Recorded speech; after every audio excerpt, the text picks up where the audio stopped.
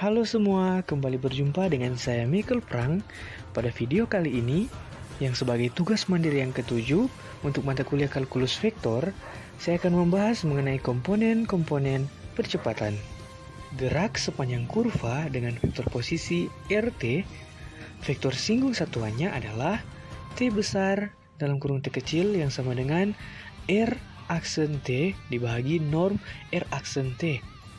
Atau turunan pertama dari RT dibagi norm turunan pertama dari RT yang sama dengan VT dibagi norm VT.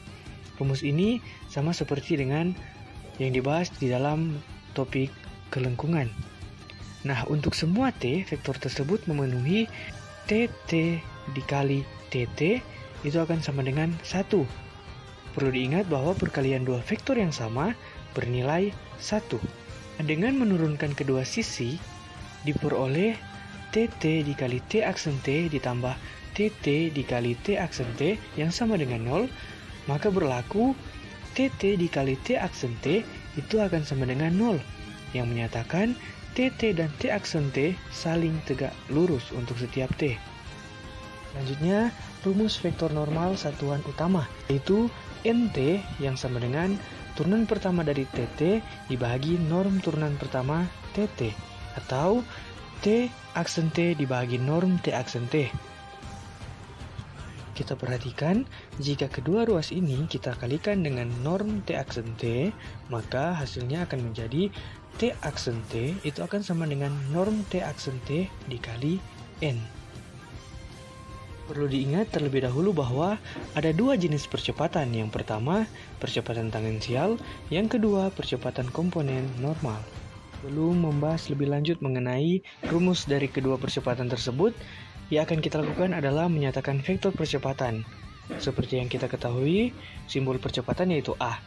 Nah, AT yang sama dengan V aksen T atau sama dengan R double aksen T ke dalam dua komponen, yaitu dalam bentuk vektor singgung satuan atau TT dan vektor normal satuan atau NT. Yang kemudian secara khusus akan dicari skalar dari AT ditambah AN.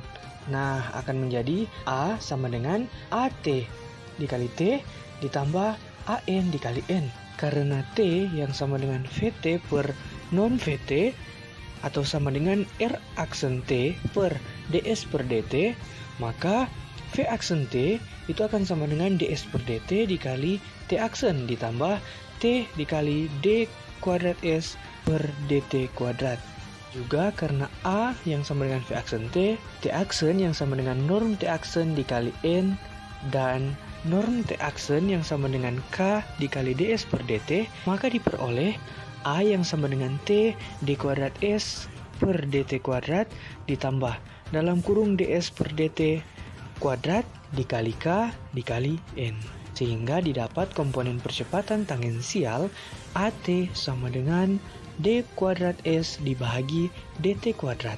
Kemudian, rumus untuk komponen percepatan normal yaitu AN yang sama dengan dalam kurung DS per DT kuadrat dikali K.